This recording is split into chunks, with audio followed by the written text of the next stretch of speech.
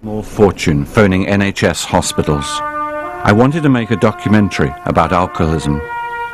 Time after time, the gatekeepers considered my request with a "it's more than my job's worth" mistrust. Today it seems the media is an enemy, not a messenger. I have real hopes of this hospital. I've been through so many now.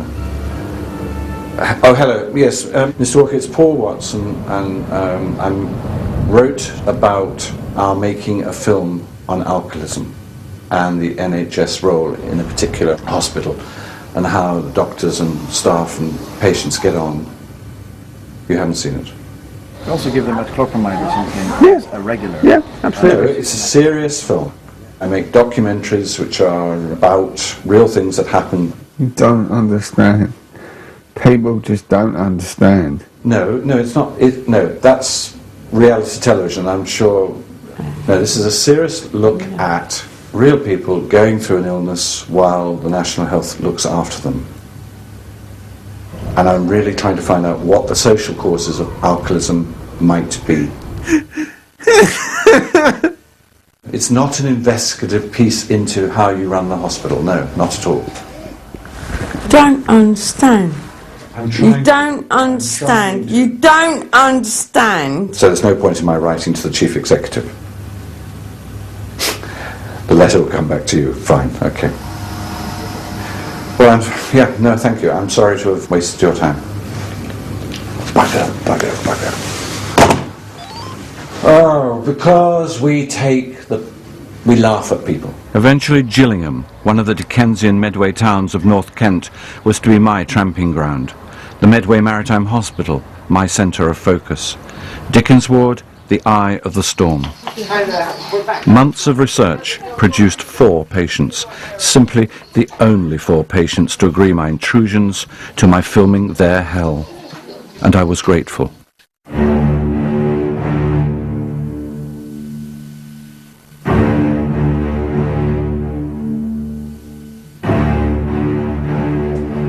Tony binge drinks, mindless orgies of booze, pernicious parties she must quit or die. Mark, his poison is vodka, 2 bottles a day. Nigel has been dry for 10 years, but alcohol has left him damaged. Vanda drinks to wash out the monsters that mess her mind. Fuck. And everybody gets my name wrong. Vanda they get wrong. I either get Amanda, Sandra, Brenda, Wanda, Veranda. Trying to get sleep this morning. Oh, Vanda, get out of bed, let us wait. Vanda, let's do your BP. I mean, people snoring all over the fucking place. Do my head in, and I'm pissed off. How'd you spell it? And I said V-A-N-D-A. What's the short for then?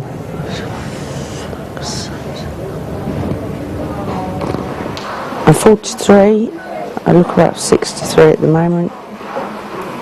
Travelled a lot because my father was in the army. I shall refer to him now as him because he was not a father. He was an alcoholic and liked to use his fists a lot.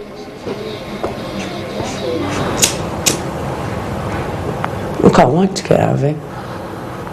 Everything we do here is too late. We've missed the boat by miles. Yeah. Some patients have a warning that they have alcohol-related problems. You get them before they have permanent damage. And other people have already got devastating illnesses which will seriously diminish their lifespan and the quality of that lifespan. Have you ever had children? I've always wanted children, and I've even had the test to find out why I've never produced children, and there's nothing wrong, so it wasn't me. I'd love to adopt, but I've buggered that all up because social services are going to say, yes, but we know you're an alcoholic.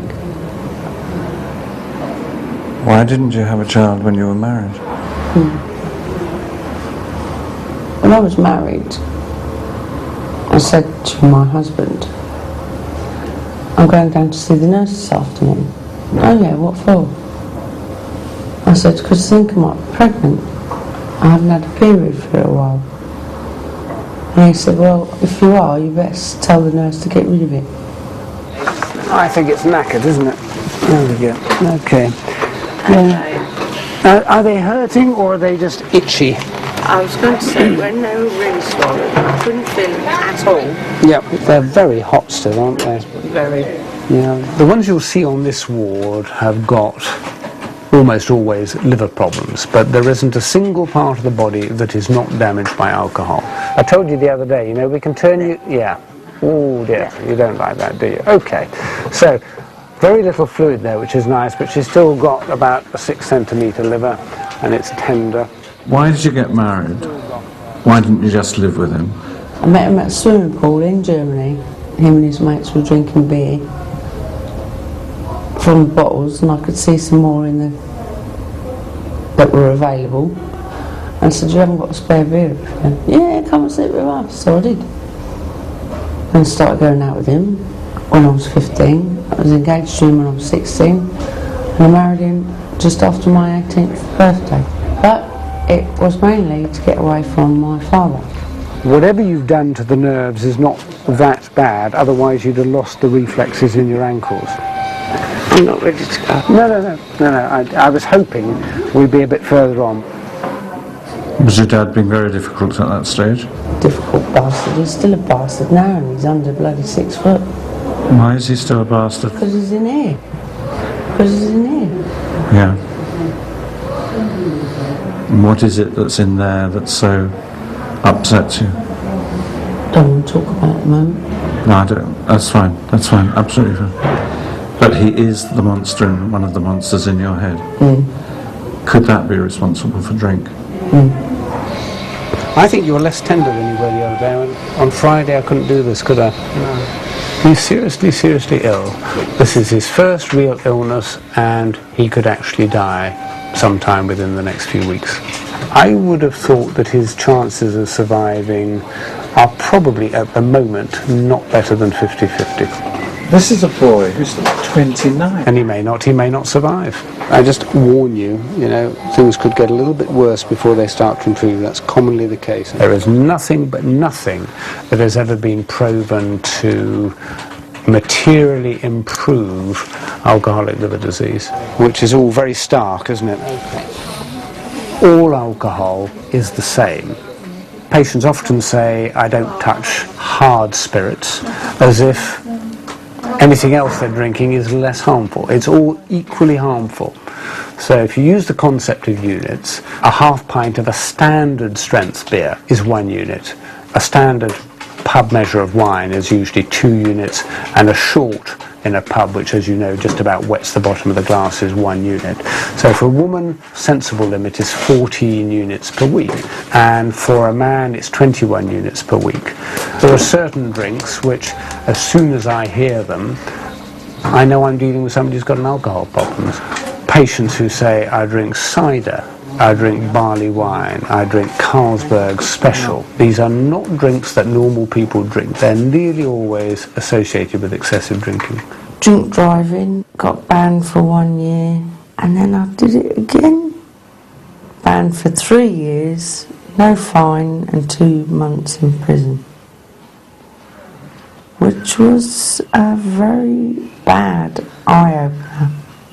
We will see people drinking 60, 70, 80, 90, 100 units a week and more. 100 units a week and more. I told you, I've already had one. I'm driving, I'm not. And You'll be fine. This is only a second. I'm not staying. Hold on. Go on, give it a look. Go on, It takes less than you might think to become a drink driver. Shall we have a little listen to that wonderful chest of yours? You're going to sit forward for me. 1, 2, 3. Well done. It's a crude question, but can you beat it this time? You've seen that? I am going to beat it, because I haven't really had any quality of life for the last 10 years. Because it's just been drink. It's inevitable if you look after these patients that there will be some that you do tend to think bloody drunks and not again. And there are patients whom you lose interest in. I can get up and have a drink. I mean, first thing in the morning. 6 o'clock, 7 o'clock in the morning. And just carry on drinking. Just a long, slow business, isn't it? But I did explain to you it might be like this. 2 steps forward and 1 step back. But these patients, on the whole, drink because they've got gremlins of one sort and another. Because he's in here. Because he's in here. Are you prepared to let me hang around, watching you, watching a bottle, and seeing what happens? Because one of the rules will have to be, won't it, that I can't stop you. In a sense, I'm not there, but we all know I am. Yeah. And you will get drunk. How will you feel me being around you like that? Fine. She talks the talk. She's going to give it up and she's never going to drink again and so on. But realistically, I think she will find it jolly, jolly difficult. When was the last time you had a drink? Last time I had a drink now would be 3 weeks ago, which is pretty good. The young lad, I think, probably in many ways has a better chance than Vanda of staying off the alcohol. And we've just seen a new alcoholic lady upstairs who we're going to transfer down to the ward, who's really not very well. But she's got family. And I think anybody who's got family that's close at hand starts with an advantage. Last weekend I went out drinking. Since last weekend I haven't touched it. Okay, so it's very much an on-off thing with the alcohol. It's, go out with my friends because they're bugging me to go out every weekend, so I'll go. Your friends are bugging you to go out? They bug me to go out, yeah. Because have you told them what I've told you? They know what's wrong with me. And so when you go out with them, do they encourage you to drink? No, they'll ask me what I want to drink. I'll say I'll have one wine, but then everyone starts buying rounds and every time you turn around there's a glass of wine there, so you drink it.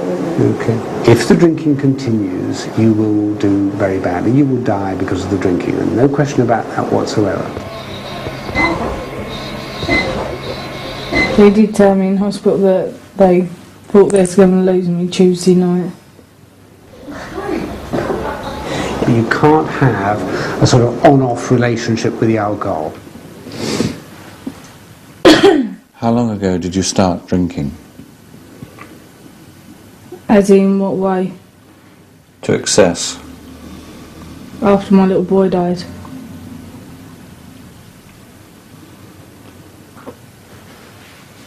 Was that a way of forgetting or blanking yourself out from him? I don't know.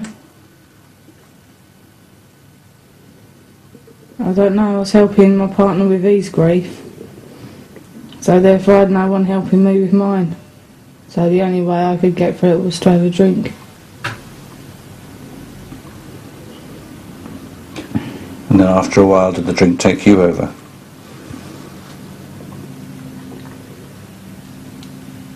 No, it just become a habit. It just become a habit that I wanted it. Didn't have to have it, I just wanted it. So you're a bit jaundiced again, aren't you? Look right up at the ceiling. Yeah, you're very jaundiced. Yeah, my face is gone. You're jaundiced, yeah. I mean, that had all gone away. It had gone, it's now come back That's again. your drinking again. Pop your tongue out for me. Yeah, okay, good. Big breath for me. Well, you sort of, you've gone backwards a few paces, haven't you? I've gone more than a few paces. Well, I'm being charitable. Clearly the message has faded a little bit, because you were good for a number of weeks. She was good for a number of weeks, wasn't she? Yeah. Excuse me. Hi, Dr. Smith-Lang. How much were you drinking? 1 to 2 bottles a day.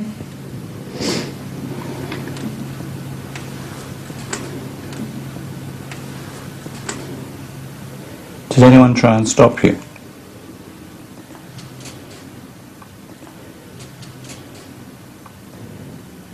No. We had a glass each and the rest went down the drain, so you couldn't have any more. Well, I would have had any more, so I was driving home, wasn't I? No, that's not the point. We won't drink around you. You need to be like Mum. You cannot afford, Tony, to drink. If you drink, you will kill yourself. Since you've been home, have you felt the urge to have a drink? No. Do you know why? Yeah, because I know it'll kill me.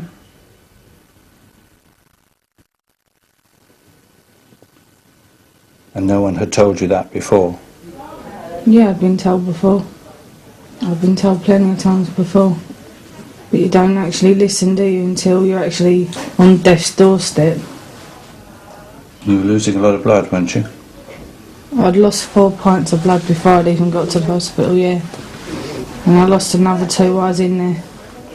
Why did your little boy die? He caught a disease. MR. I can't remember what it's called. MR. From hospital anyway. MRSA. That's the one. MRSA. Other than that, he was a healthy little kid. Little bruiser. You know what brought this on, don't you? Your weekend's drinking activities. If you drink again, you will die. Definitely, you will die.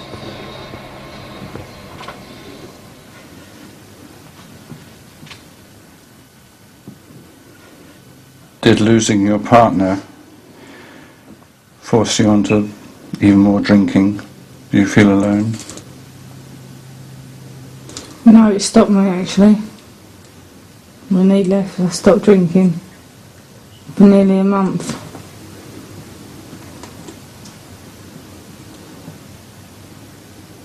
So you went to unhappy, he went. I was unhappy that he went, yeah, but we had a lot of problems. He was having an affair behind my back anyway, so it was just be me and Ethan and we could get on with it. Ethan comes first. Me and Ethan. And that's it now. Time to have our lives back. Proper life. What he deserves. Did social services try and take him away from you? Or? No. No. No. You were lucky. His dad tried to get him taken away from me. On several occasions. On what grounds? That I was battering him, locking him out to 9:30 at night, constantly drunk from morning till night, weren't taking care of him. They could not find one thing wrong with the way I was caring for Ethan. I think we just need a gentle, quiet weekend. All right? I'm not going to run away. I guess not. If I thought you were, I'd leave you attached to all of these. Okay? Good. All right. He's absolutely fine now, he knows I'm better. That Mummy's better now. Why did you then start drinking again?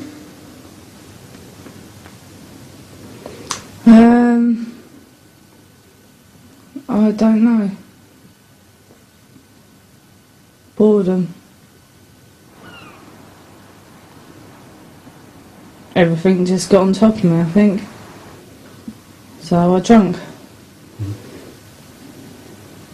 That was my only way out, was to get paralytic. Excessive drunk. Excessively drunk, yeah. Go out every night and get drunk. Come home, do the same thing the next day. I just used to do it excessively. I'd spend Saturday afternoon in the pub, then come home and drink a bottle of vodka, fall asleep, then wake up, start on the vodka again, excessively. So there's no chance I can go home tonight. If you're absolutely desperate with no care. So I can phone Mummy now. You can phone Mum now. But Tony, you nearly killed yourself through boredom. That's a very small word, boredom, isn't it? And it's a very big act to kill yourself.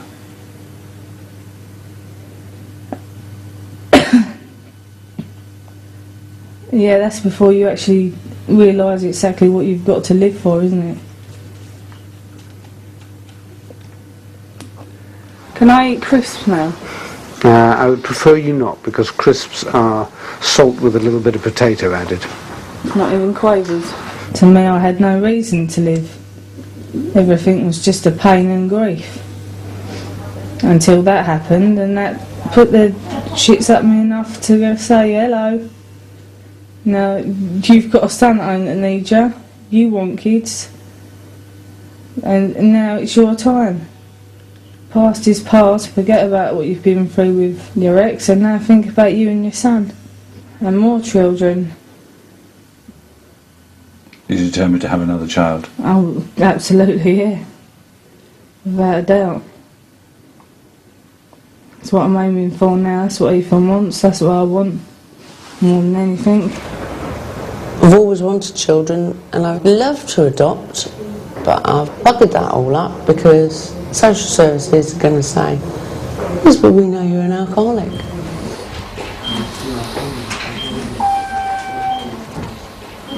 I had a visit yesterday from my little girl. She brought me that. Oh, that's nice. Which I was absolutely made up with. I had her when I was quite young. I think I was 17 at the time. Oh dear. Yeah, she's 12 now. I've got a partner that go along with that, yeah. He wants kids just as much as me, but don't mean at the end of the day it's going to be him, does it? What do you mean? What do I mean? Well, personally, I think it would be a lot easier to go to a sperm bank and have a child that way. And therefore then you haven't got the father's interference or anybody else's interference in the way you bring up your child. It's your child and that's it. End of. Gray, I understand Tony's back. Yeah, she came in the early hours of yesterday morning. She's really extremely ill, and she could easily die on this admission. So by drinking, what were you hoping to achieve? Nothing. Oblivion? Just to forget about everything. But it doesn't make you forget anything. Anyway, it makes things worse at the end of the day. Because you think about things more until you're totally and utterly out of it, and then you don't think about it. I was called by A&E in a panic saying that there's a young lady who's just vomiting blood and we can't stop it. It was quite a graphic scene. A very young girl who you would expect to see out on a Saturday night or any other night in the town looking on death's door, and these patients do tend to turn at any moment. They improve quickly, but they also deteriorate very quickly. And that night, for some reason, there were 3 patients, Tony being one of them, that were having the same symptoms: bleeding, vomiting, blood coming out from the top end and the bottom end. And the other 2 died that same night. I'm not an alcoholic, so I don't need help. What is an alcoholic? Well, do I class as an alcoholic someone that can't go a day without a drink? But there are times when you can't go without a drink. The prognosis is, at the moment, extremely bleak. On this occasion or for the next? I think on this and any subsequent occasions, I think the prognosis is very bad. I don't need to have a drink. I drink because there's nothing else to do. Boredom. We're going out tonight with my mates, and I said if I have a drink it'd be about that much wine and the rest of it would be lemonade and ice. So at the end of the day my body won't be getting the wine anyway, hopefully. All alcohol is the same. What damages your body is the alcohol. She was the only young girl with a bucket half full with blood, and this was her 3rd, and blood everywhere, and she was just white as a sheet. And trying to understand what it is that got them there in the first place, it's very difficult. You've got the family around you, trying to explain to them what's going on and being as honest as possible, but at the same time knowing the inevitable. I think someone up there's looking after me. It'll be my brother and my little boy, I think. Saying, you can stay down there, you pain in the bum. You're not coming up here to bug us yet.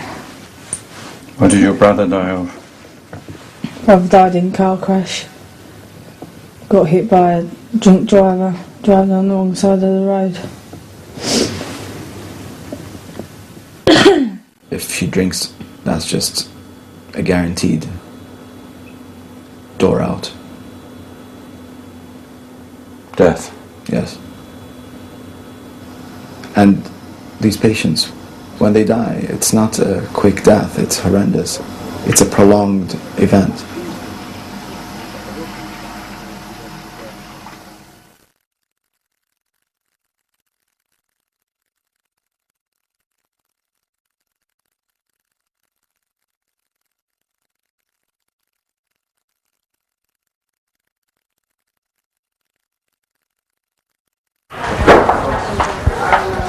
I don't know what day I'm going on now. I had it set in my head that it was Friday. Now it could be Monday. You know what I mean? It's another pissing weekend in this shithole. I don't want to be here. Right, are we ready to sort of rock and roll? Dr. Lang Smith, or Smith Lang, or whatever his bloody name is. Every single patient you've seen on the ward has consumed a small fortune in medical care. Hi there. These patients are here for weeks at a time. Weeks. And that costs a fortune. Okay, just remind me. Lady with the non-healing gastric ulcer. Yes, indeed. Everything on a Monday is just manic. Trying to make beds, trying to give you medication, doctors coming around. Just did enough. Most of the money that goes to addiction services goes to drugs rather than alcohol. Just did enough. Beep, beep, beeps going off. And enough of people dying on this ward, which is now 10 in 8 weeks. But at least they stopped you from dying. We know that the alcohol industry generates a phenomenal amount of money for the government, and then it's a great source of health problems. But still nobody quite wants to get to grips with the issue. Hi there. But the government input is actually pathetically small. Just awful. It's so amazing when people are walking around. They're either, might be on camera here. Almost certainly in the next couple of years we're going to see the purse strings pulled very tight again. Why? Well, because the government is going to stop putting the extra money which they put into the health service in a couple of years' time. Keep saying to me, why are they filming you? Filming you? I said, I don't know. It's not anything to do with my bravery or my kindness. It's to do with the fact that I'm an alcoholic. All right. Worked it out. Okay, so now you're feeling a lot better, not perfect, and you haven't beaten alcohol yet. No. But the fight's about to start when you go home and you've got to look after yourself and there is no one there. Isn't that rather terrifying for you? Yeah. Loads of times that I've been by myself, lived by myself. But then you were drinking. Yeah, but... And what about your partner? You've round it, haven't you? No. And he wouldn't let me touch a drop. Wouldn't let me touch a drop of alcohol. We've got to sort out what we're doing because we only see each other at the weekends. That's depressing, not seeing him. I see 6'3" and dashing and handsome and... I think he's handsome, but there you go. He's not 6'3". A lot of these patients, the only social circle they have revolves around the pub.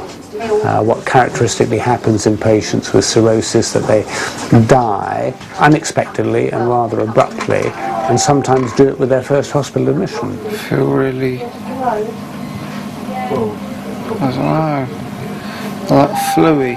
What's very curious is, let it go loose, do your best. It's like a ball at the moment. What's very, very curious that his white cat has gone soaring up. He's not fun.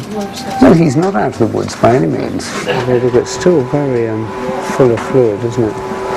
The other option is to possibly drain a bit of it off. I didn't feel like I was going to die or anything, but yeah, apparently that's the point I was at.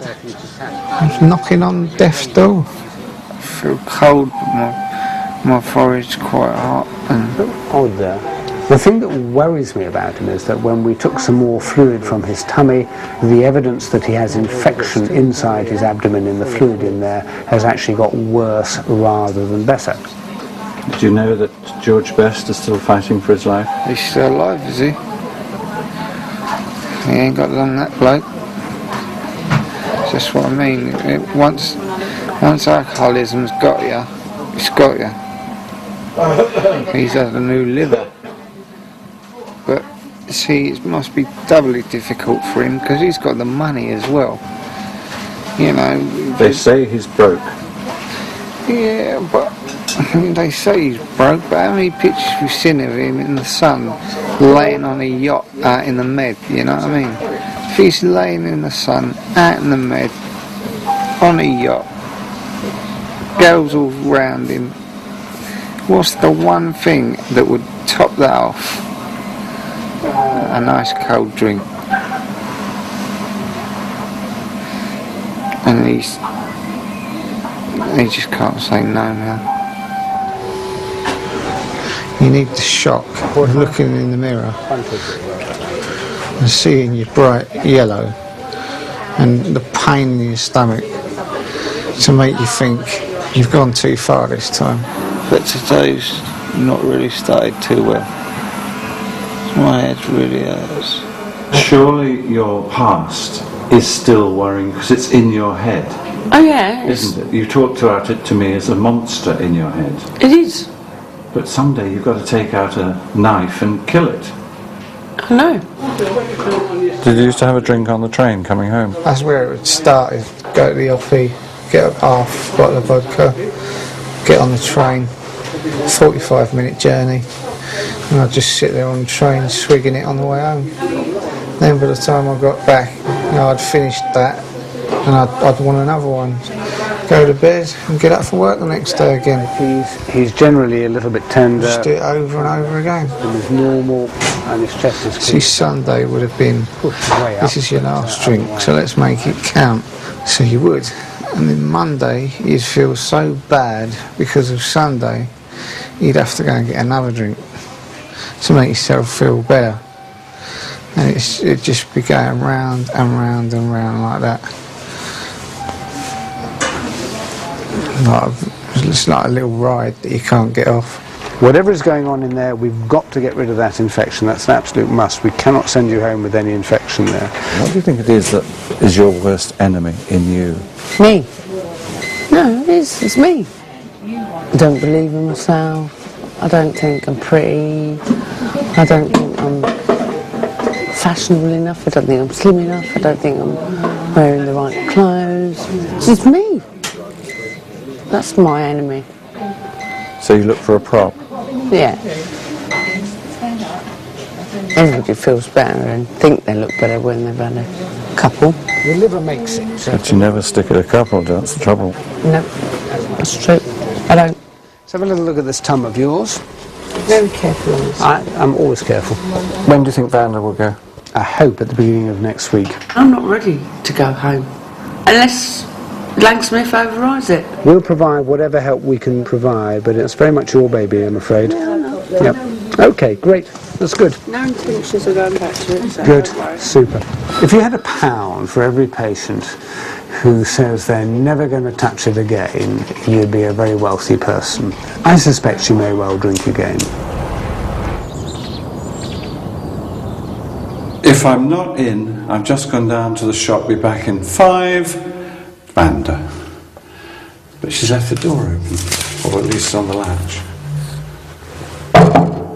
The door was half open. Do I walk in? No, of course you don't walk in. You wait till you're invited. So how are you? You look fabulous.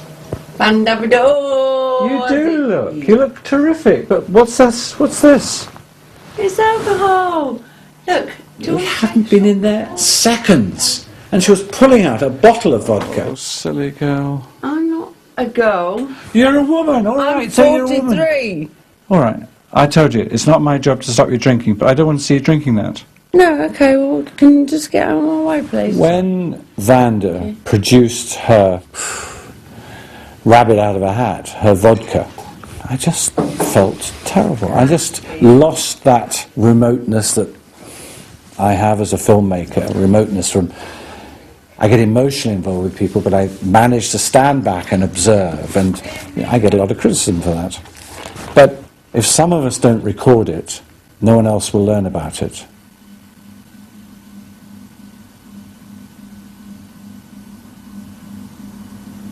So you're very, very disappointed in me then, Paul? No, it's not for me to be very, very disappointed. I'm disappointed for you, because I really did believe that you'd made up your mind, that all that time in hospital... I had made up my mind, and I still have made up my mind. The only difference is today. I can't be doing with today. That's it. But darling, there's going to be a lot of todays. People coming, people paid to look after you. And you do need looking after a bit, don't you? Just to get you started in the real world, not the hospital world. God, there's somebody else coming now. It's Natasha. Who's she? How have you been doing? She's so lovely. She is lovely. It took me probably the first hour to get rid of that hollow horror that was... You going to let her in? Yes, of course. She does not want to be on tape. That was echoing in my body, in my brain, and regain my job as somebody who was there to record whatever these people chose to do to themselves. Don't film her when she comes in. There was a moment when I was filming and she got up painfully, those legs, those thin, painful legs, hobbled round the sofa and went to the door and left. And as she left, all I could see was a drunk on the street. Oh, fuck. That's all over my brand new carpet as well. Hold on. You will. Hold on. Hold on. All over my setting. It's What? brand new. I'm sorry. You caught me out. I feel completely... Idiotic. I feel idiotic, but at the same time, I feel I had put so much money on you. Do you know that? And now that you've taken a drink... I don't feel any better, I just feel worse. Do you want to go back to hospital? No. Hated it, absolutely hated it. But it kept you off the booze for 4 weeks. 8 weeks and 2 days, actually. Who's counting? I was, because it was a nightmare in there. Oh, Christ, what a day. What a day. Your subject does the very thing that they say they're not going to do. She drinks. I knock over the drink, and I wish I could say that was deliberate, but it wasn't. And then she decides to tell me the monsters in her head. Why? I don't know. Nerves of the day, the heightened tensions that were going on, her being pissed, I don't know. But she told me and I filmed it. My father sexually abused me. I told my mother and she said she didn't believe me, and then I cut my wrists. And she called the police and I was sectioned into Shellywood. Are you sorry you told me? I'm a little bit pickled, so... I'm taking advantage of you. Obviously. Alright. We'll talk tomorrow when you're sober and you can tell me whether you want in or out. I didn't know you were shocked, and I was shocked myself really to have done what I did, buy a bottle of vodka. I'm shocked about Vanda. There is no reasoning behind it, really. It's not easy. I presume it's just... It's a disease. It's a habit. It's an illness. The addiction? Well, I don't know. Once it's got you, it never lets go. And this will be with me for the rest of my life. It's a disease.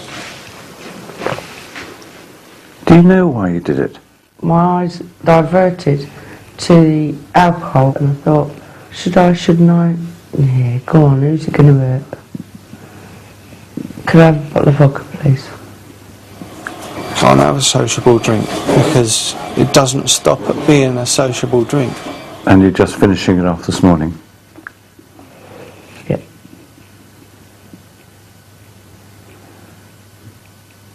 Yep, and I'm ashamed about it. Alcoholics can be the most sneaky sods there are. And no, I shouldn't have done it. You hide the alcohol from anyone, anywhere. You know, you'll make excuses or just going to the toilet, off you go to the toilet, and you've got a bottle stashed in the bathroom somewhere, and you'll have a couple of swigs while you're in there. And then nobody will know. Then come out and make out that you've just been to the toilet. Got to play the system, haven't you? If you don't play the system. Okay, so having thought we were there, Danny, come, I've got you. We got this sort of additional complication which we weren't really expecting, but at some stage, in addition to your liver disease, you clearly got an acute pancreatitis. Gradually, my partner found all my hiding places, and you'll swear on anything that you haven't had a drink, knowing full well that you have. You've had two things there, either of which could have killed you. You've had two warnings, you've got two red lights. Or just before they go to work, you know, promise me you won't drink anything today. And yeah, you'll sit there and you'll promise, knowing full well that the bottle of vodka is just waiting for you in the next room. Slide down the bed a little bit for me, Mark, so I can just feel your tummy. She gave me more than enough chances. I'd give up for a couple of days. I'd say to her, right, I'm going to give up now, this is it. And then, you know, we'd go around the shop for something. Big breath. He's still got some hepatomegaly, and he's still got... I'd walk past the beer and I'd say to her, you know, would it be alright if I get a can of beer? And like she'd say to me, just one, only the one. And I'd be like, yay. And then, you know, that one would lead to two, and then two would lead to three. Whereas I would have preferred it if she turned around to me and said to me from the very beginning, if you get a beer, I'm off. So I would have thought you'd be with us certainly all this week, and then, you know, we'll reassess the situation. But the plan is still to go to Mum and Dad? Yes. Yeah. Okay, I'm good. going to be with my mum for a couple of weeks before going back to my flat. Yep. Fuck off. Wish I never said it. Just fuck off. 1:15? 1:15, yeah. 1:15. Okay then. I will see you then. I'll see you later. Thanks, Avril. You're welcome. See you later. Can't be doing with all these people coming in my house. I don't want them in here. Carers.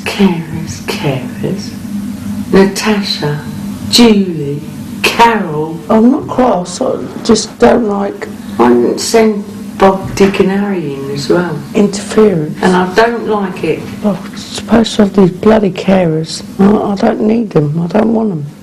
Julie, Carol, and I don't like it. I'm not bloody invalid.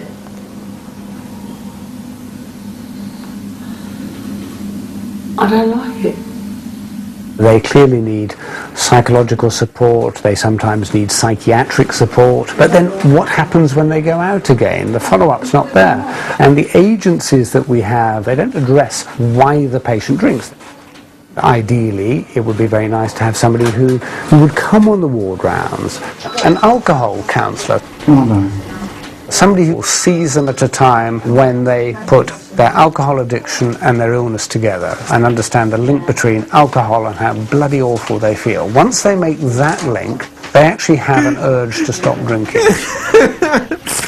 These patients drink because they've got gremlins.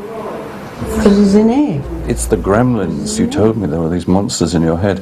What can you do about getting rid of them? I go and see a psychologist once a month. Does that help? Well, I tell her My father sexually abused me. I told my mother about... But your mother didn't believe you, did she? No, she didn't. And she put up with him for 26 years. Why, I do not know. She sent a photograph of herself with a broken jaw, broken cheek, 2 black eyes, all her hair pulled out, etc. She was saying, look, I do have to divorce your father, and this is what he's done to me. Yeah, Mum, I've seen it all my life. He used to beat me, he used to beat her. Never touched my brothers. But my brother's got them back. Oh, he'll be in hell. He won't be anywhere else. My brother Kevin, God rest his soul. And he said, what's Mum shouting about? I said, I don't know, go and have a look in the bloody kitchen. I expect he's beating her up again. And he went, what? When he opened the door, I can't say his name. Sperm donor was whacking my mum. And he pulled him out of the kitchen. It's not funny. This is Kevin. Yeah. Pulled him out of the kitchen and he pummeled him halfway down the corridor, and I don't know why. I haven't got a clue why. I got in between them somehow and I went, no, stop it. And I'd had a drink that day, obviously, so there was drink inside me, so I thought I was Superwoman anyway. And he gave him 2 broken ribs. Yes. And a broken jaw. Get in there, Kev. Let that man suffer. He's a bastard. Absolute bastard. Why didn't you go to the police, Vanda? If the police didn't believe me, then he wouldn't have beat me up, he would have killed me. And Mum would have got the slack of it as well. I heard a number of people in hospital when you were there talking about how often they expected to be beaten. They were beaten. It was just a way of life in the sort of Chatham, Gillingham area. I could have put up with the beating. It was the other that I couldn't put up with. But in a sense, isn't he getting what he wants? Because you're drinking to forget it. He's dead. And you've got to live with all that sexual abuse that he inflicted on you. And so you drink more to blank it out. And he's winning all ways round. I know you're right.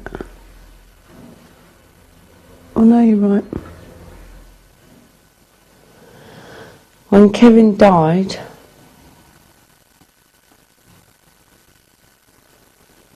he should never have died. What happened? I love Kevin. My big brother. Came off his motorbike. Do you want to stop? 11:05 on the 5th of December. And my brother died at 11:05 on the 5th of December. And it smashed all this side of his face in. Do you know what the date was yesterday when you drank for the first time coming out of hospital?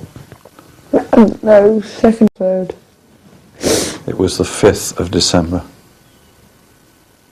That'll be it then. That was the day you drank for the first time, after 8 weeks and 2 days.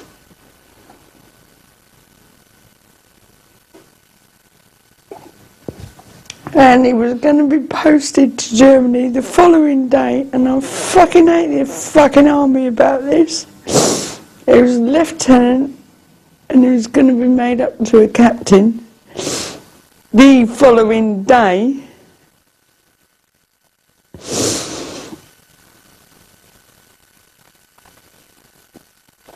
And they buried him as a lieutenant. And his wife and 2 children got a pension of a lieutenant, not a captain. It'd be too bloody easy for the army.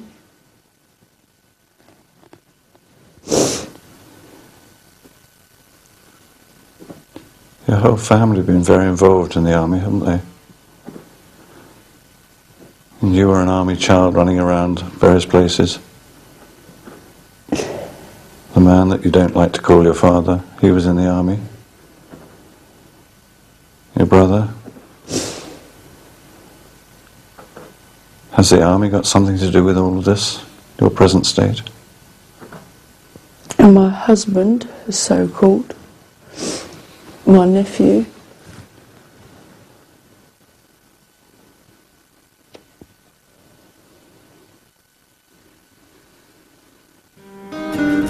My life is brilliant. When I first met him, we was in like separate rooms in a house just down the road, and I said to the landlady, I said, who's that dipstick coming up the stairs with a red helmet on, because he had a motorbike helmet on. And then she said, oh, it's a new lodger. I says, oh, alright. And then he come down the stairs all dressed up and everything. I thought, yeah, I'll have some of that.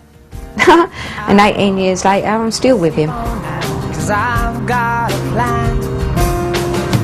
You're beautiful. You're beautiful. You're beautiful. It's true. When I first met him, he was drinking.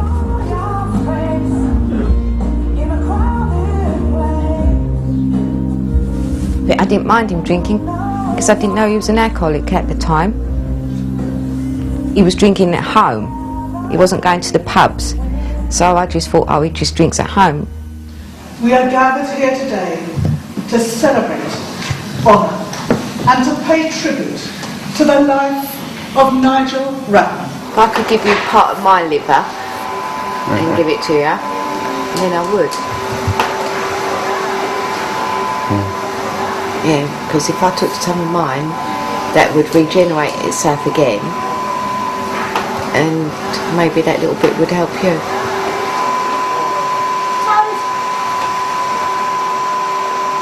Towards the end of '95, he was in a lot of pain, and he was all swollen up again, and that's when it was diagnosed as cirrhosis of the liver. If he's ever drunk again, he'd be dead in 8 weeks. Then we got married, still stayed off the drink and everything.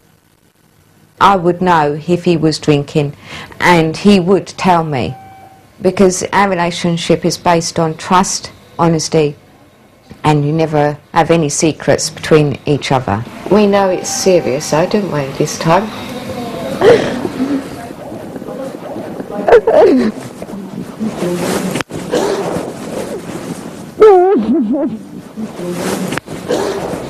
It's not as if I got anybody to tip the drink down my throat. I'm the one who tipped the drink down there, wasn't I? So that's down to me. He was dry for about 8 years and then had a relapse. They insist that it's been 10 years since his last drink. Well, I think he had a little relapse about 2 years ago. But anyway, we can clarify that. But I mean, if it really is 10 years, then perhaps we should at least be getting him looked at for a transplant. The problem with cirrhosis, once you've got it, is that even if you stop drinking, it is a progressive disorder. You know that within 10 to 15 years maximum, you will have major problems with liver failure and so on. So the outlook is not fantastic just because you stop drinking. It doesn't take away the cirrhosis. The only possibility for him to survive really now is a liver transplant. I don't wish the death of anyone to... No, it sounds horrible, doesn't it? I don't want anyone to die, but I still want to have him with me for the next 10 years. Hi there, I was just trying to get your first set of notes so I could refresh my memory as to... Nigel copes surprisingly well. And I think the reason he copes so well is that he has this unstinting and continuous support from Kath. She's always trying to fill him with enthusiasm for going the next step. Just refresh my memory exactly about the alcohol. We need to know precisely. He was in here for 3 months, and ever since then, 10 years down the line, he's been off it. We're absolutely clear that alcohol has not been a problem for 10 years. No, okay, good, okay, that's fine, that's all I want to know. But the critical thing was just being absolutely clear where we were with the alcohol, which is nowhere, which is great.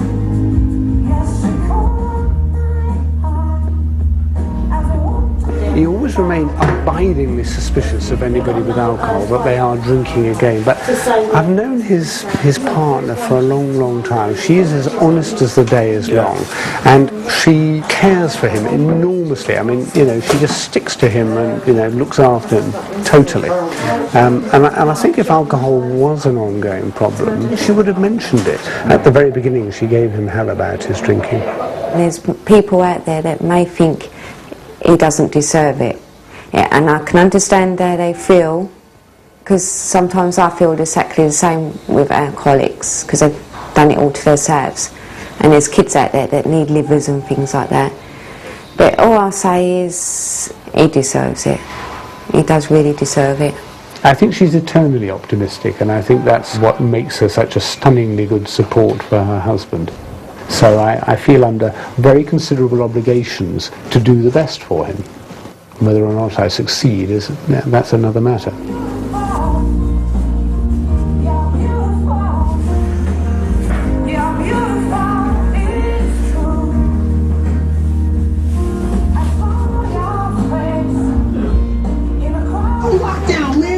Fuck yeah, babe. Kath, tell me something. How are you managing financially? Honestly? Honestly. Not very well. What's that mean? Well, basically all we get is like obviously the disability allowance and carers allowance. But because where Nigel was on £2,000 to £3,000 a month bring home, it's still a struggle, because we've been knocked down to say about 300 something a fortnight. £306 a fortnight. And it's a big drop in it from £3,000 a month.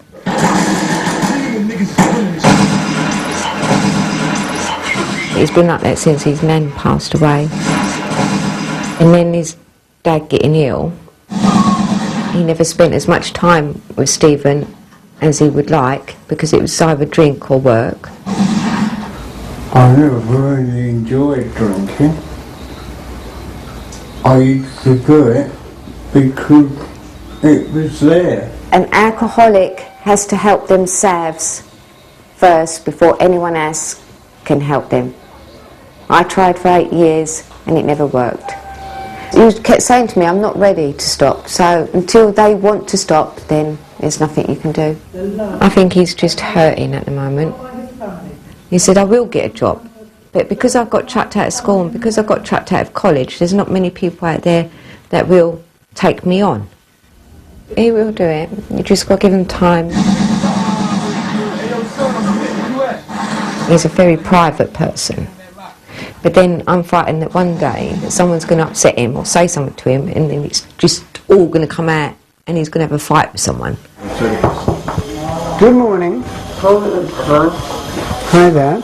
We have this problem now that his liver disease has reached a stage where whatever we do to him, we produce adverse consequences. So if we give him water tablets, his kidney function deteriorates. We stop the water tablets, his kidney function picks up again, but then his tummy and his legs swell up more.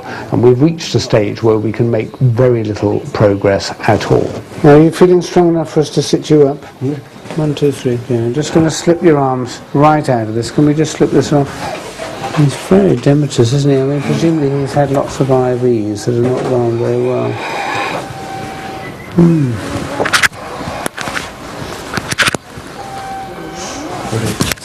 Okay, just lie back for me, Nigel. Okay, Cam, he's very, very wheezy.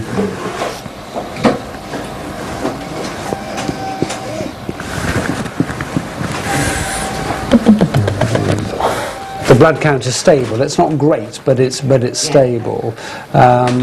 What we do is let's stop the beta blocker, give him the nebulizers. His tummy is not is not tense, and I would prefer let's just sort out the chest and the other bits first. Just look up for me. Look up at the ceiling for me. Yeah, a little bit yellow.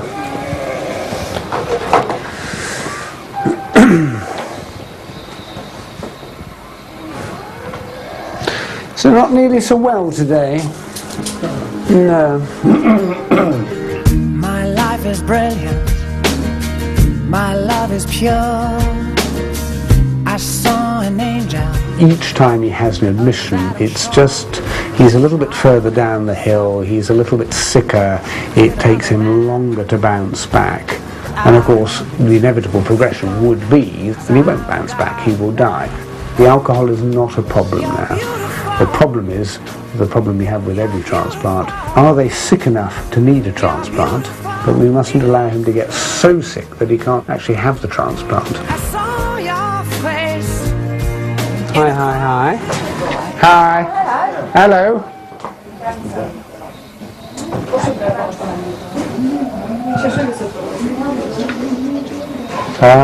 Well, the truth of the matter is now, I think that without a transplant you will die, and there is no guarantee about a transplant, as you know, so we've got to think about getting you assessed.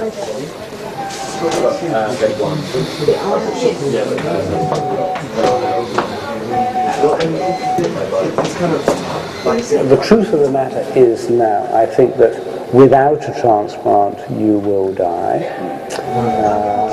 There is no guarantee. Oh, I should be the strong one, shouldn't I?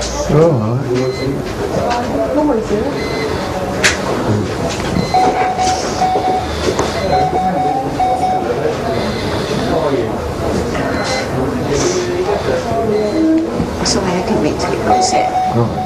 The only time I cry is when they give me news like that. Other than that, I'm alright.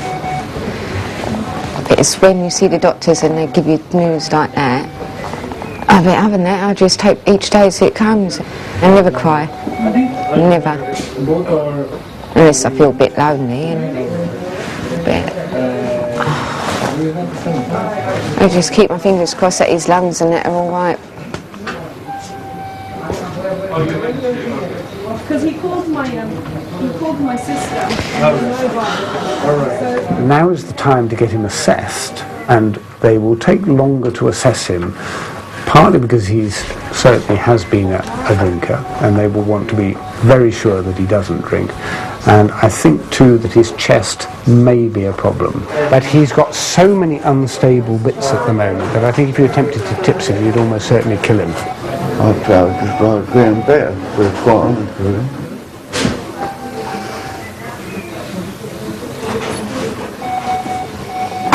Look, there you go. You don't tell you nothing, do you? This has got to be what you call a natural high, due to no alcohol, no drugs, anything. I wouldn't feel as good as I did with a drink inside me. This is now the longest amount of time I have gone without a drink. I'll beat this. I am beating it. I keep saying it's been 8 weeks, but 8 weeks is a long time for someone that hasn't, for an alcoholic not to have a drink. It is a long time.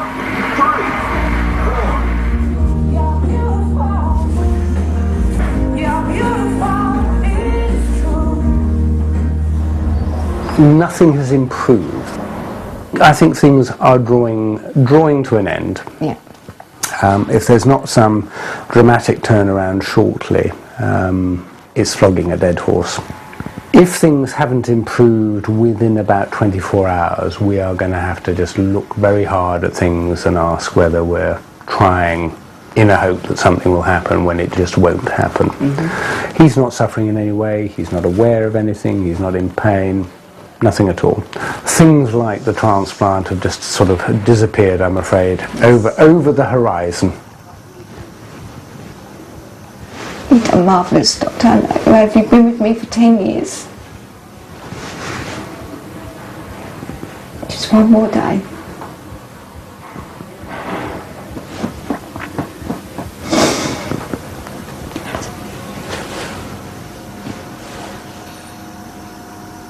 What right have I to film Kath's grief? Why am I asking you to watch Nigel die? Is Paul laid up there? Do you feel strongly you would like Paul to be up there? Yeah. Kath needed someone to be with her. Maybe because the television camera had become some sort of a prop that can become very important, rather like a deep but silent friend. Yes, her grief is personal, but she wanted the camera to witness the consequences of alcoholism, a disease that's robbed her of a very nice man.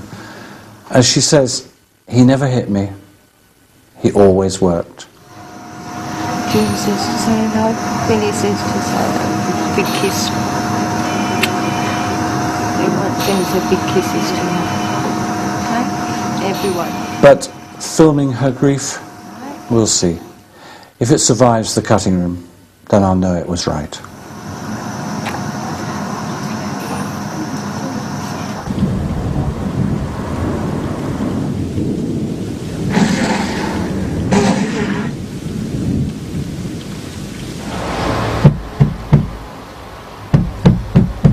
I feel really angry and I hate him at the moment. I've got a day off and that's going to take all my effort to sort him out again. Mark's not been really moving forward at all. I was coming home from work and actually was stalling an extra 10 minutes because I didn't want to be home. I can't leave him to die because that's ultimately what's going to happen. Okay, what's the situation with Mark? Well, he's now an inpatient on the psychiatric ward, and I'll get along to see him when they ask me to do so. So he's in their responsibility now? Yeah, he's in their care. Yeah. Is that something you thought might happen? Yes, very much so. I mean, I knew he'd be back under somebody's care. It's just a question of whose care. He doesn't do anything for himself, does he? No. No, he's not ill. You ask him to post a letter that's going to help him get incapacity benefit or housing benefit, and he doesn't do it. Have you seen your mum and your stepfather lately? I think she's given up hope. Keep hoping that I'm going to get better, and I keep letting people down, you know.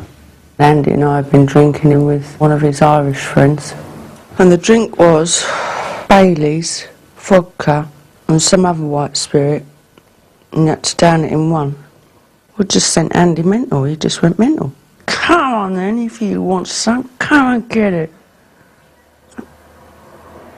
So what are you doing? Just leave me alone, I'll sort them all out. I said, sort who out? There's nobody here who wants to fight with you. You're a twat, man. Andy made me angry, and I've got a temper. I said, if you're going to be like that, then I'm going. Yeah, because you fucking accused me of it anyway, so I might as well say it. But you change when you're drinking, Vanda. I either change into Miss Happy Happy, and everybody's lovely, or Miss Suicidal, and I'd like to self-harm, or Miss Angry. Your anger is that you haven't got a child. No. Would Andy have a child with you? Andy can't. Because his dear beloved wife, his darling fucking pig face, ugly cow of a wife, decided that Andy should have a vasectomy after having 5 children. Whoa. And he went and did it. And I think that is so wrong.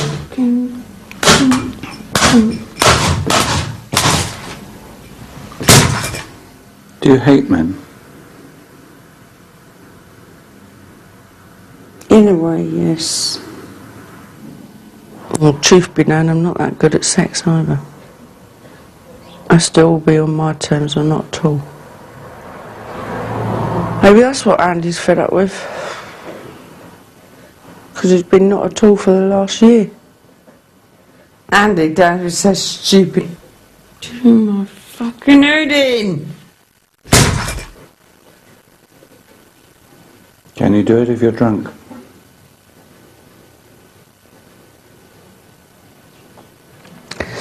Do anything when you're drunk? If Mark come back the way he was 2-3 weeks ago for Christmas, I'm quite happy to have him back. I don't want to.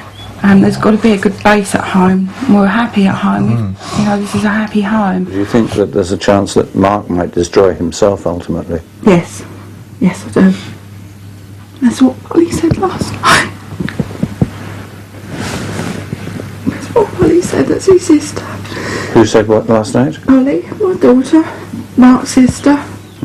She said, just accept, Mum. He's gone. He's heading for the street, isn't he? Yes. We can't allow him to destroy us, because that's not going to happen. And to not know what's going on in your own home, whether he's alright, whether he's in a coma drinking, whether he's trashed your house, whether he's left the front door open and your pets have escaped. So, we had to put him out of the house. He has the flat down the road, that's his option whether he went there or not. Yeah. We can only help him so much. Now we will have to help him, and we will help him, but it'll be done more remotely.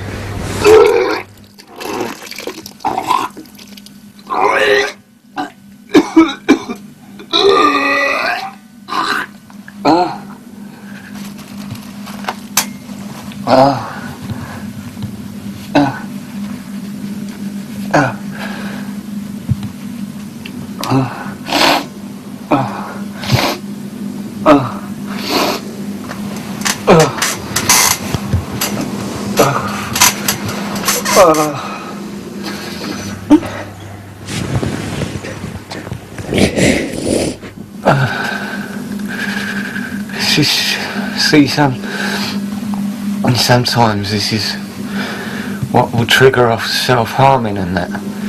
Because I want someone to see me, I want someone to sit up and take notice and say, look, this bloke ain't well. But it never happens. It never happens.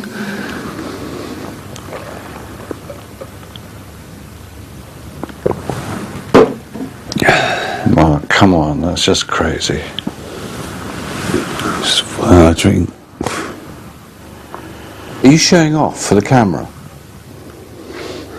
When he knocked on the door, if that had been my mum, my dad or my sister, I would have run and hid that. But this is what this film's all about, is this. So what's the point in hiding it? But you'd still try and hide it from your mum? Yeah, because I don't want her to worry. I just... Mark, you know she's worried. Oh yeah, well, I can save her a bit more pain, can't I? What's that? When was that done? It was done last Tuesday night. Were you drunk? Yeah, no, I weren't. My sister phoned me, and she did come, but by the time she got here, I'd already done that. Why did you do it? I panicked.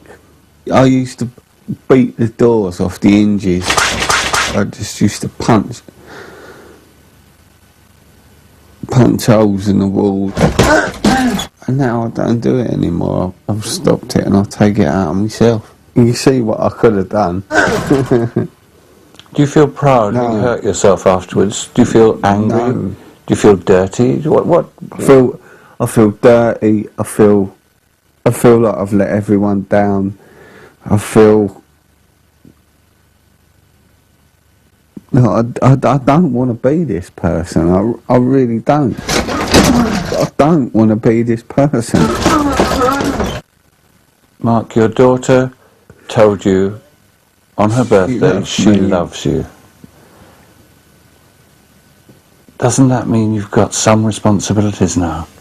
Someone in your life is actually saying, Dad, I love you.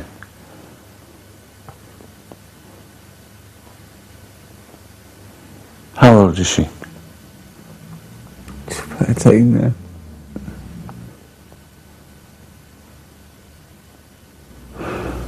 Don't you think Every time you go to harm yourself, every time you take a drink, Every time I do it, just think to I yourself look about her. at the photo and I've got of her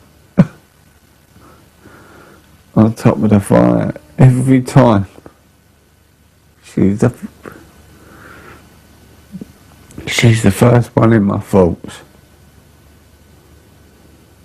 But it doesn't. You don't understand. If you don't ring me back, then I can't be doing you doing my fucking hooting. People just don't understand. But more so, Mark, do you understand? I do. Because I've got too much of a temper on me. I get so angry and so destructive, like I just want to smash everything up. You fucking...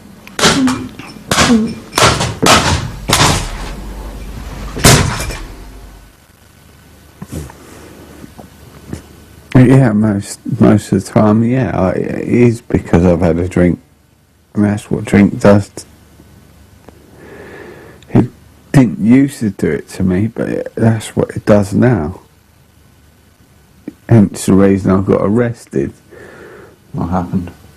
The ambulance crew came, and because I had a blade on me, they have to inform the police. WPC was sitting here, I was sitting there, and she was talking to me, and she was calming me down. Mark, wouldn't sipping, if you have to have a drink? No, I don't sip. I decided that I just didn't want to be around anymore, so I legged it down the road. I heard these, running footsteps behind me, and it was this bloke copper, and he grabbed me by the scruff of the neck and he just launched me across the road, and I just went, you skim a stone across the water, so it launched me across the road. You said to me, if you'd been my mum, I wouldn't have let you in, I'd have hidden the bottle. You can't go on hiding from people. This is going to be your future, isn't it? Hiding as much as you can from people. Do you think... Careful now. You can cope with that? Here, put it in there. Put it in there. Come on. I'll put it in there for the moment. I'll get you a bucket. That's a good boy. Well done. How's the relationship? Tenuous. Has he told you it's over? Andy, I can't carry on like this. You fucking... Oh, excuse me. Decided to leave after the day, Boxing Day. Day after Boxing Day would have been a Tuesday, and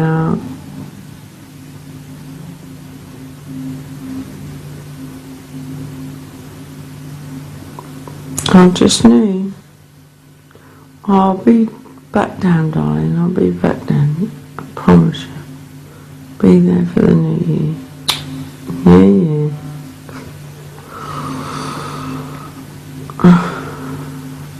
And you've been drinking ever since? Basically, yeah. Is that to punish him or to punish you? Little bit of both, I think.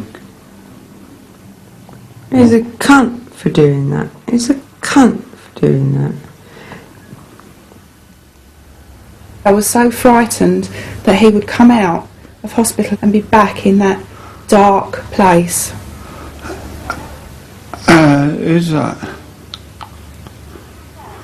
It's Mark. That's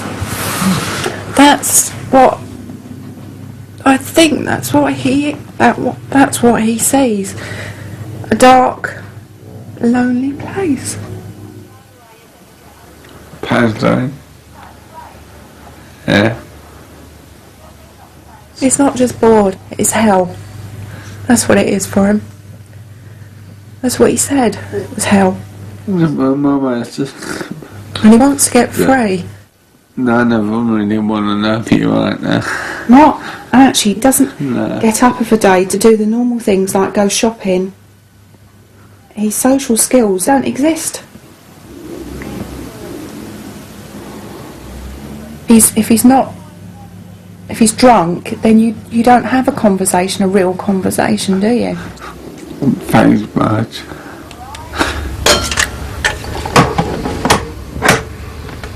Once he starts drinking, the drink takes over and that takes away his social skills. Therefore, he's not able to communicate.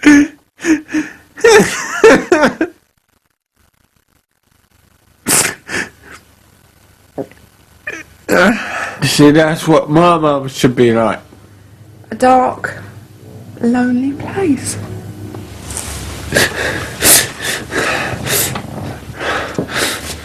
I think basically I should get out of this fucking relationship because it's doing my fucking head. I thought you were out of it now. I thought this was a chance for you to step forward and not get messed about by another man. You were messed about with by your father. You seem to be nothing more than a sex object for Andy.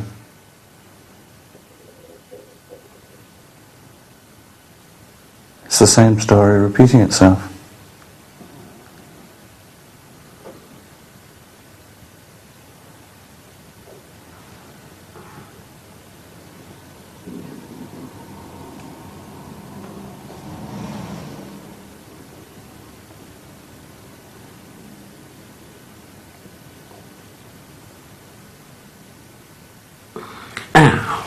Life's a bitch and then you and then you fucking die. 1 minute I'm fine, and the next minute I go straight into a panic attack. And then when I say a panic attack, I mean I seriously panic. Have you been drinking, or are you sober? No, I was sober. I just totally panicked. Just went off on one, just didn't know where I was. Nothing. And I didn't mean to do it as bad as I did. I cut myself a couple of times, and then one big one I just went, and I looked at it and I thought, I watched it open up and I thought, oh shit. You know what I mean? Like, I shouldn't have gone that far. So it was up to the hospital. They stitched me up, kept me in overnight. Then I came back. I'd done a bit of work on the garden, and I had done another panic attack. That's when I'd done that one. I went back up there and I got reassessed by a psychiatric team, and they basically turned around and told me, so we ain't got no beds left. Go home. And to top it all off, yesterday, my landlord was supposed to be coming round to inspect the property and the garden, and you know, to decide whether or not to carry on with the eviction notice. It didn't even turn up. Have you thought you're just one step away from not having a house from the council? I know. So are you safe for the moment? I don't know. I haven't got a clue. I don't want to lose this home. All I know is there's an eviction notice on me.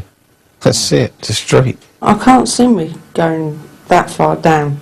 Your mum won't take you back in? No. I can't get much lower than I am now. I just can't see it happening. It's a street. If I'm not the perfect advert as to not drink, I don't know what is.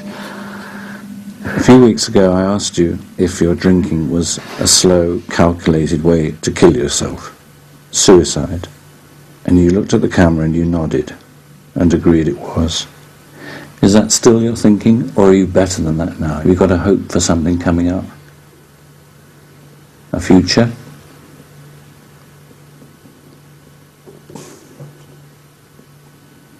You don't understand. I'm trying you don't to. Understand. I'm trying to. You don't understand.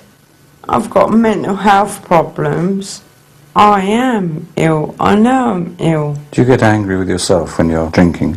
I get angry enough to put my fist through a window, have a fight with somebody, slash my wrists. Of course I get fucking angry. It's not an excuse. But depression is a nightmare. And I think, some days I think, I can't take this anymore.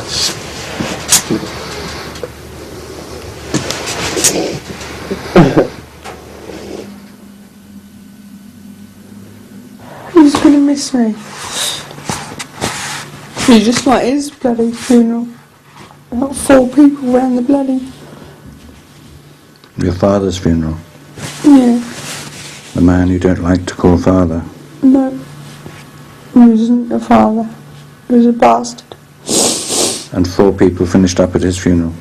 Yep. Would you get 4 people? My mum, my brother, Andy.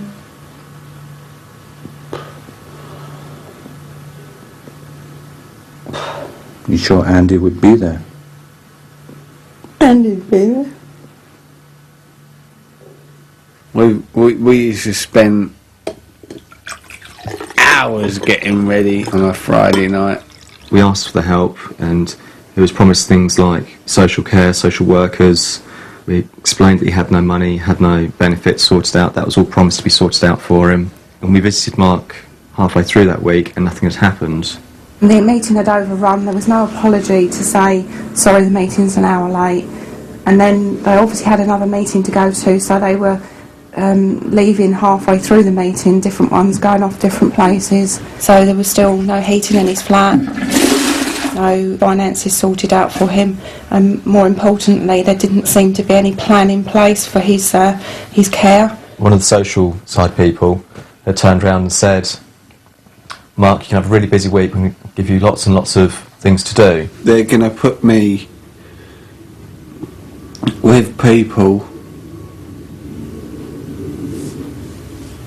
that are in the same boat as me.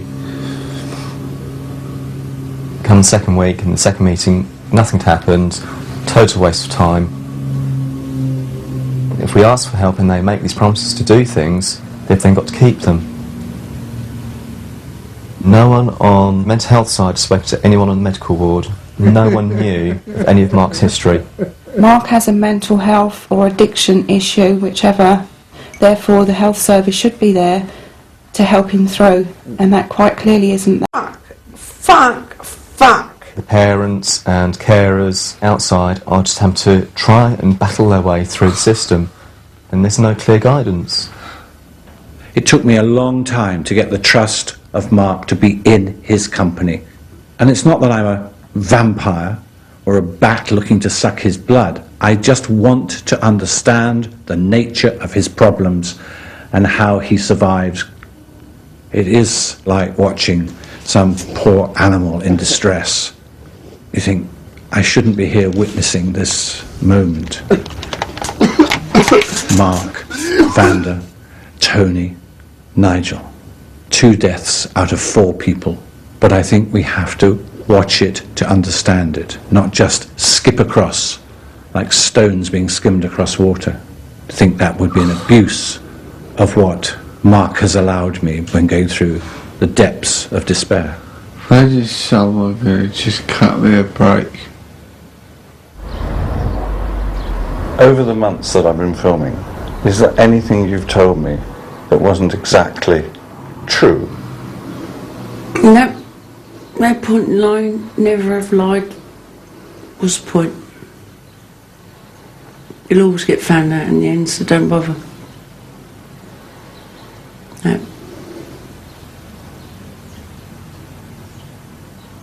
So can I assume that everything you said about that which pushed you into drinking is true? Yeah, for definite. And in questioning that, that's disrespectful to people. I'm not being disrespectful, but I have to just check with everything. Well, that is to me that's disrespectful, because I wouldn't say something like that if it wasn't true. Oh God, Paul, you've had as much as I'm going to give. But I don't want you to bring everything back up.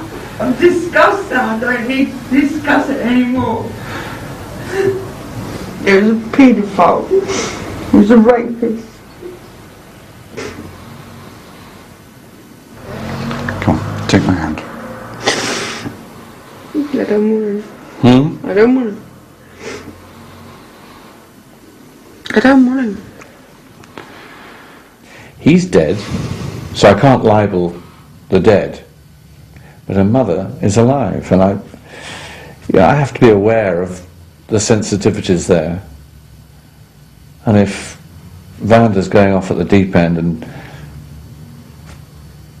there's no truth in these allegations, then you're in some fairly heavy waters.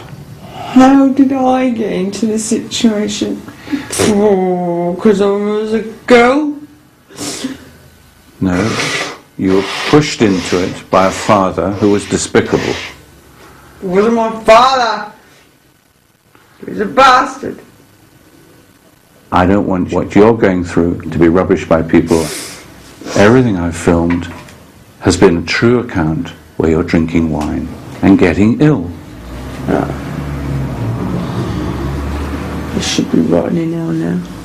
Mark is lucky because he's got us here battling for him and trying to get the care that he deserves. But there'll be so many people out there that don't have families to support them. If you've not got somebody there battling because the system is not working, it quite clearly isn't working, these people will end up dead.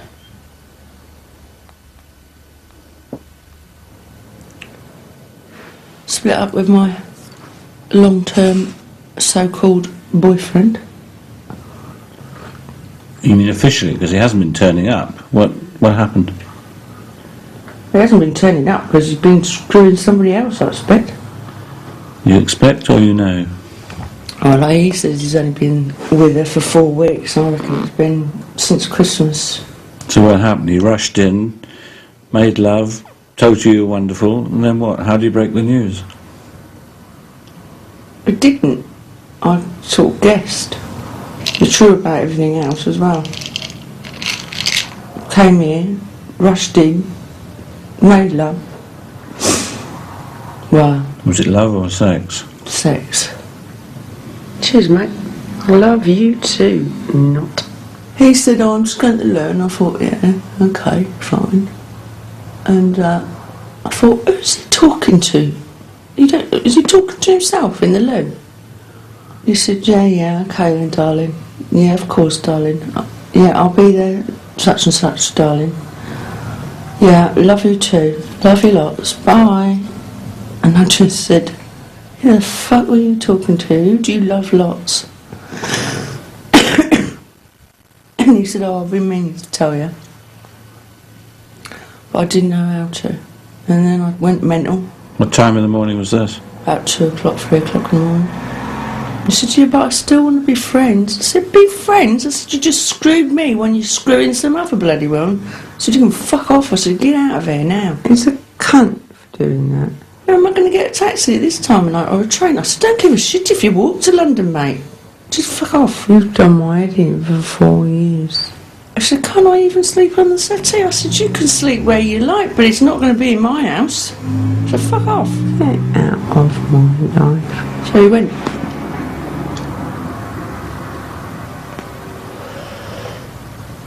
And has been phoning me every day since. Oh, so is it? Since Andy and I've split up, I've been drinking cider and it is shit and it is gut churning stuff.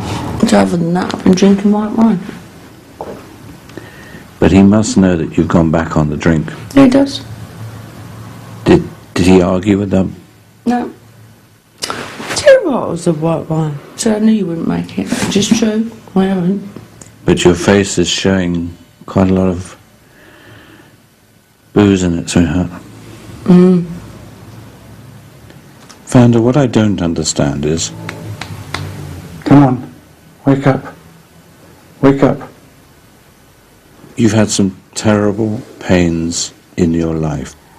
And now you've locked yourself up in this flat. Daylight barely gets through the window. I don't want the curtains open. I don't want to see people walking past. It sounds like you don't want to see life going on.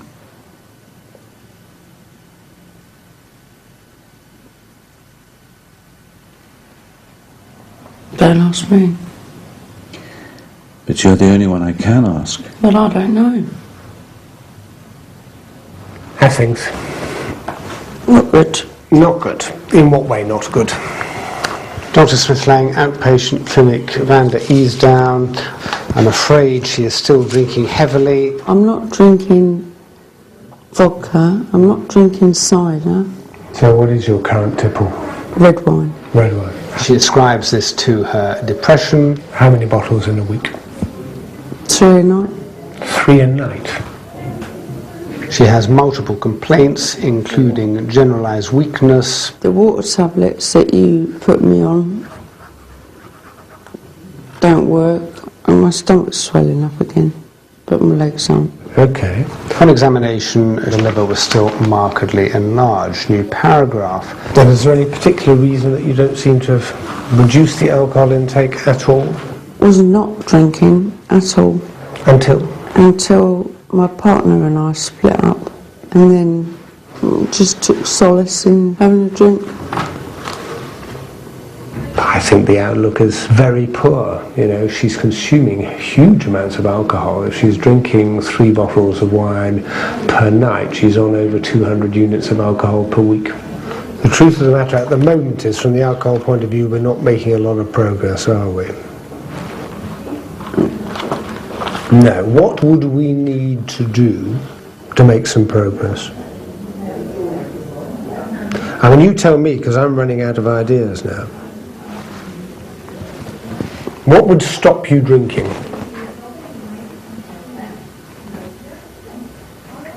What would stop you drinking?